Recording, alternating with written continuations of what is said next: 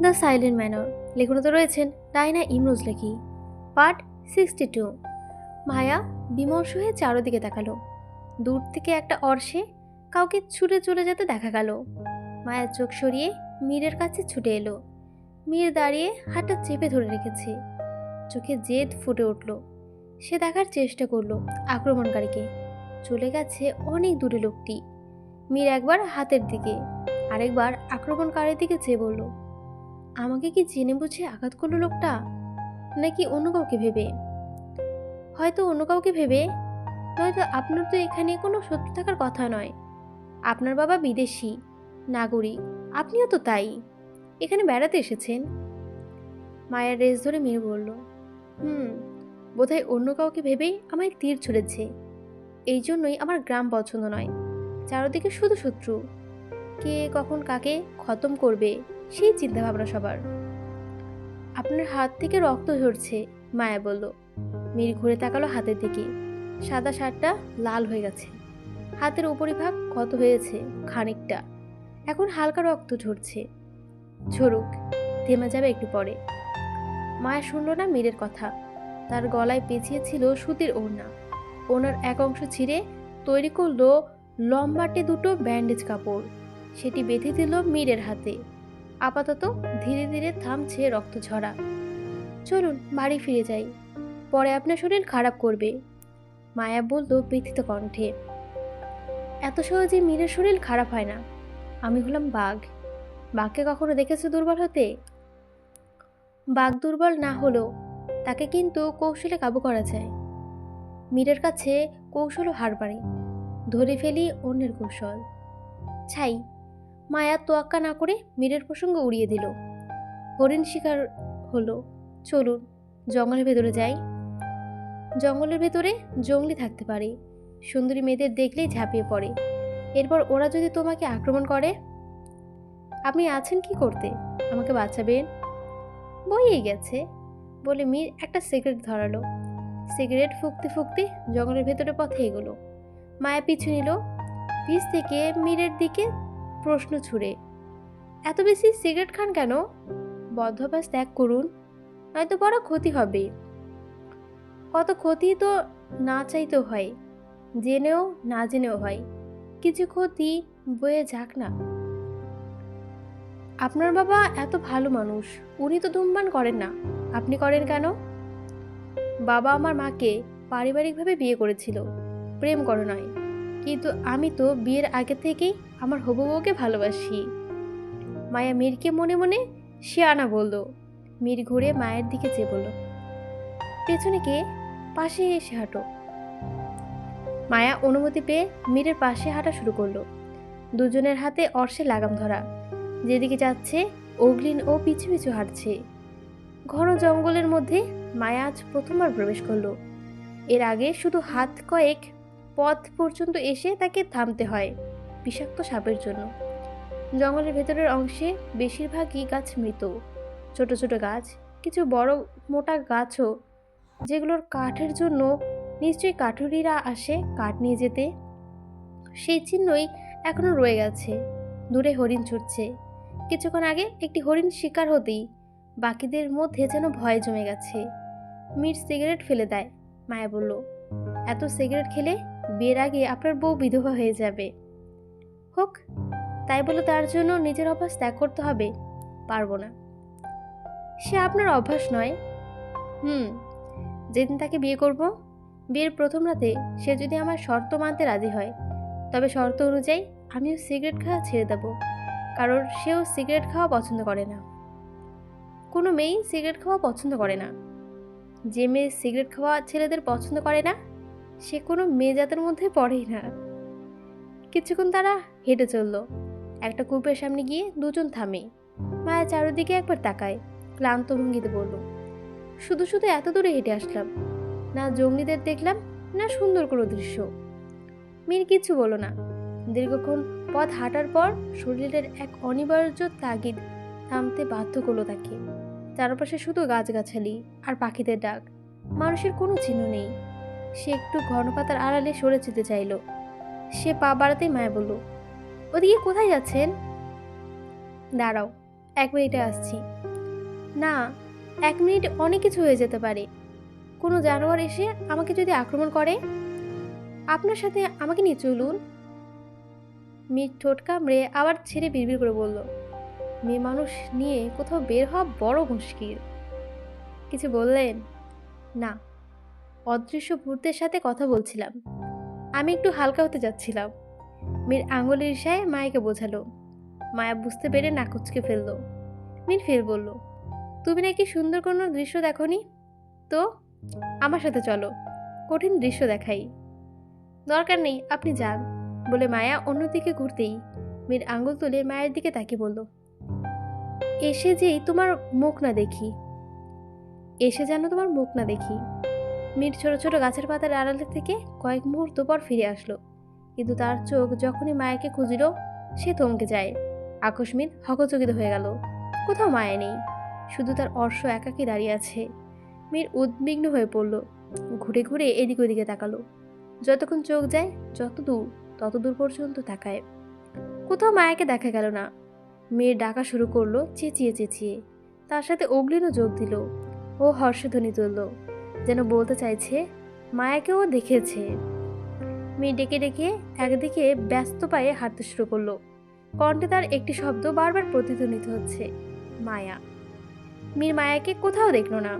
ক্ষুদ্র সময়ে তাকে আতঙ্কে জড়িয়ে নিল। ঘন ঘন দম ফেলছে। এক্ষুনি এখানে ছিল মেয়েটি।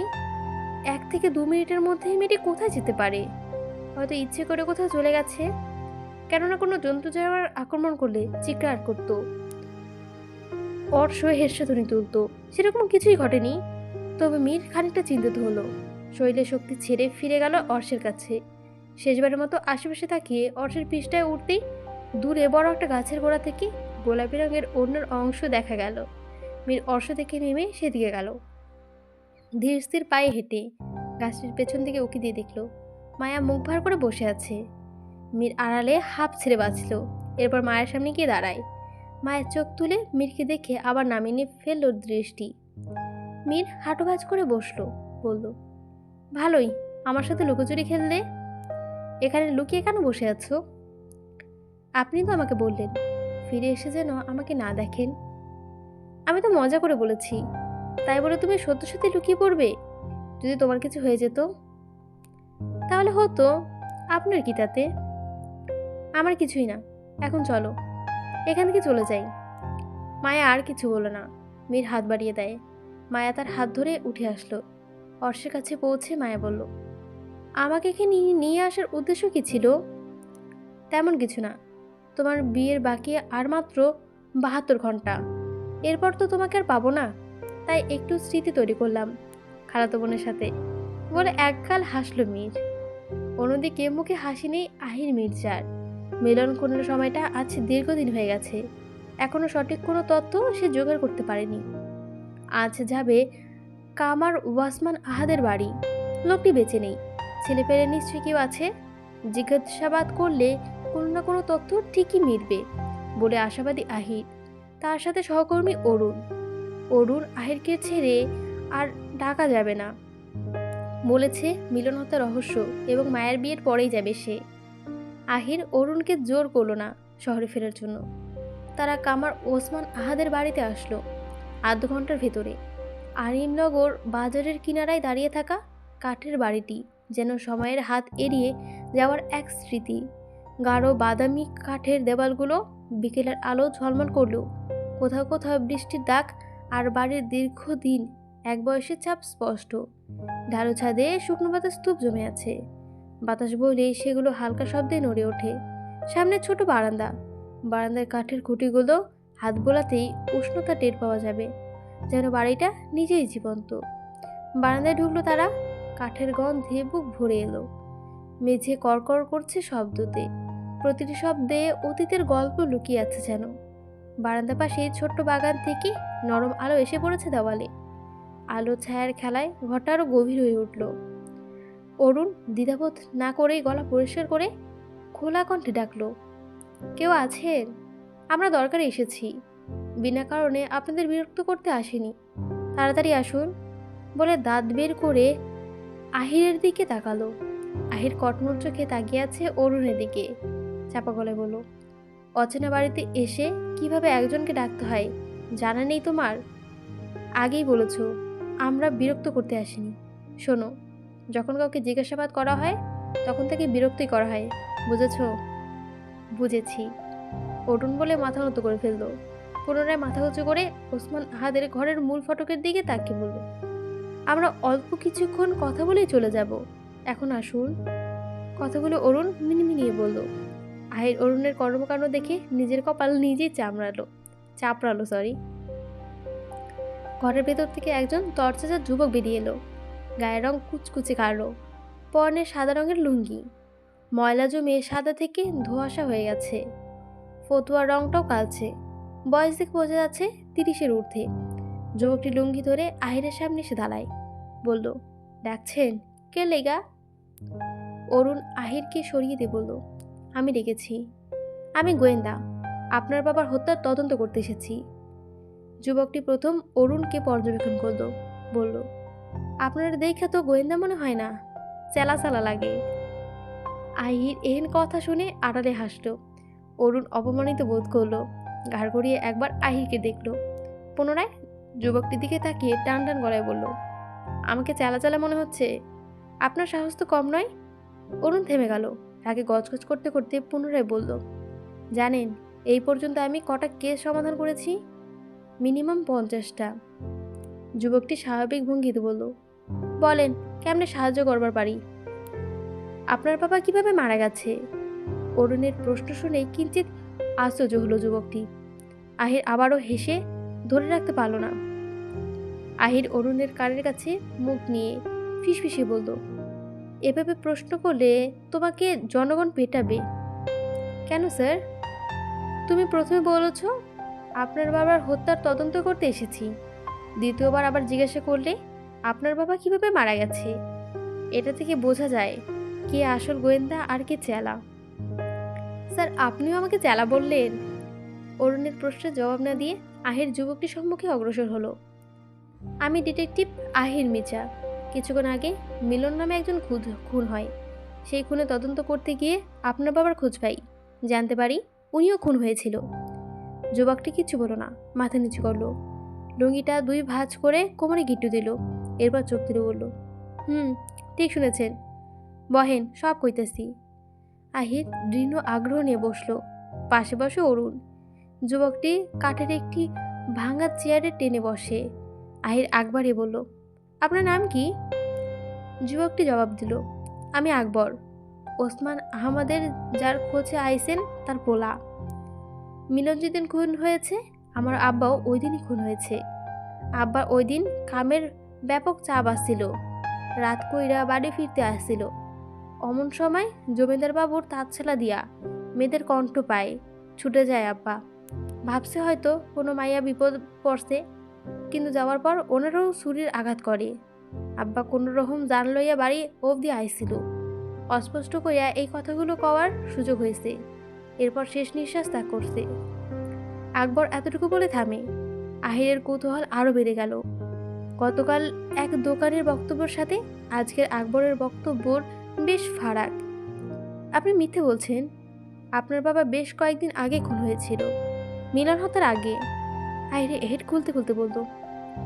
আকবর নরম গলায় নিরুক্তা ভঙ্গিতে বলল, না সাব, আমার আব্বা খুনের সংবাদ হয়তো বাজারের চা দোকানের মজিবুর চাচাই দিচ্ছে।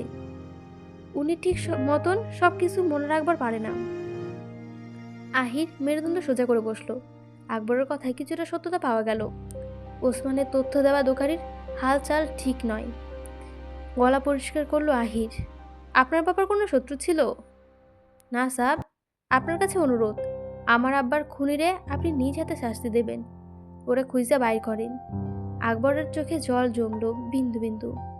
আহির বলল, আপনার বাবা নিশ্চয়ই এমন কিছু দেখেছিলেন যা ওনার দেখা মোটে উচিত ছিল না, যা দেখার বিনিময়ে ওনাকে প্রাণ দিতে হয়েছে। আচ্ছা, উনি মৃত্যুর আগে আর কিছু বলে যেতে পারেননি? মানে কে বা কারা ওনাকে হত্যা করেছিল? আকবর বিমোহিত চেহারায় কিছু ভাবলো, ভেবে সেকেন্ড কয়েক পর জবাব দিল, জমিদার বাড়ির, এতটুকু শুধু কইতে পারছিল। আহির গভীর চিন্তায় ডুবে দিল। বাঁ হাতে তালুতে ভর রেখে ঠোঁটের ফাঁকে কনিষ্ঠ আঙ্গুল প্রবেশ করালো। মুহূর্তে হাত সরিয়ে সিএস রেখা ছুরিটি বের করলো। সেটি আকবরের দিকে এগিয়ে দিয়ে বলল, ভালো করে দেখুন তো এটা আপনার বাবা বানিয়েছিল কিনা।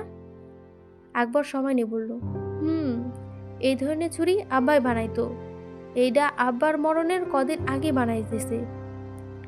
কি বানাতে দিয়েছিল এটি বলতে পারেন? এক ভদ্র মহিলা, আমি ঠিক চিনতে পারি নাই ওনারে। বোরকা পরা আইছিল তো। রূপর ছুরি বানাইতেও একমাত্র টাকাওয়ালারাই পারে, কোনো সাধারণ মানুষ পারে না। কোনো সাধারণ মানুষ যদি মুখোশের আড়াল থেকে ওনার কাজ করে, সেই কালো টাকা দিয়েও স্বর্ণের ছুরি বানাতে পারে।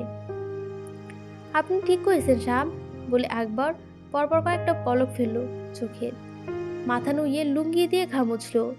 কোনো কারণে ভয় পেয়ে গেছে যেন। আমার কিছু জানার আছে সাহেব। আহির মুখের অভিব্যক্তির পরিবর্তন করে ফেলল।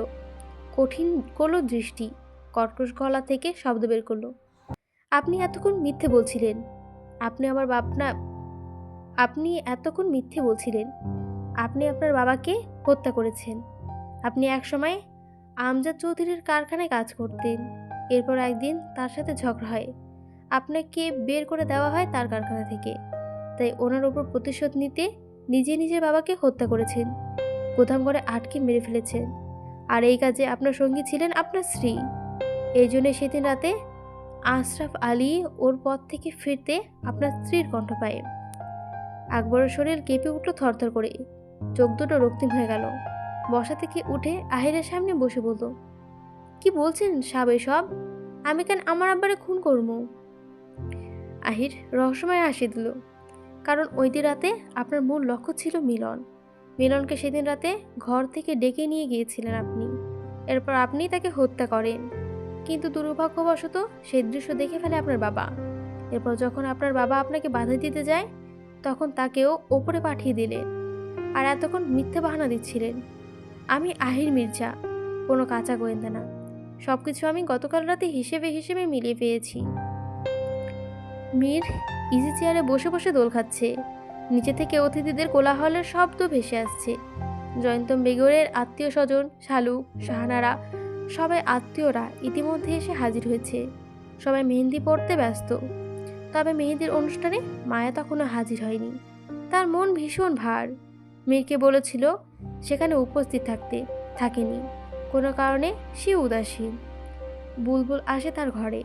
তখন এক কাপ চা চেয়েছিল বলে বুলবুল চা এনেছে। মীরকে দিয়ে এগিয়ে দিল। মীর নিল না। বুলবুল পাশে টেবিলে রাখে। মীরকে চুপ দেখে প্রশ্ন ছুড়ল, আপনার মন খারাপ?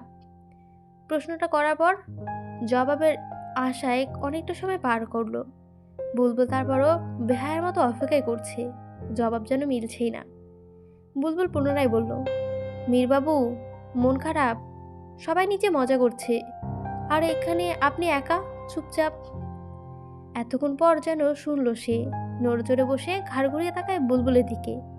বলল, জানিস বুলবুল, কখনো আমি বাজে কিছু চিন্তা করি না।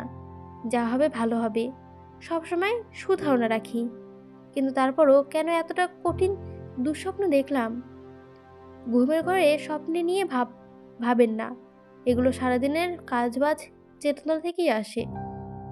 কিন্তু আমি তো খারাপ কিছু ভাবি না। তবে কেন সেসব দেখলাম? কি দেখলেন? এখন এসব বলতে ভালো লাগছে না, চলে যা। বলুন, হালকা লাগবে। একা কি ভাবলে মন ভার হবে, মাথা ব্যথা করবে। মীর বলার জন্য প্রস্তুত হলো। বুলবুল তার সামনে এগিয়ে দাঁড়ালো। মীর বলল, বাড়িতে সবাই বিয়ের আয়োজন করছে, কিন্তু আমি স্বপ্ন দেখলাম অন্য কিছু। অন্য কিছু কি? কারো শেষ বিদায়ের আয়োজন হচ্ছে। মীরের অভিব্যক্তি পরিবর্তন হয়ে গেল। মলিন হলো চোখ দুটো। বুলবুল কিছুক্ষণ মাটিতে, তারপর মীরের দিকে চেয়ে বলল, বাবু, আমিও কদিন যাবৎ একই স্বপ্ন দেখতেছি, হয়তো শয়তান দেখায়। মীর ব্যস্ত কণ্ঠে বলল, রাফিদ কোথায়? নিচে কাজ করছে হয়তো, বোনের বিয়ে বলে কথা। ওকে ওপরে পাঠা, বল আমি ডাকছি।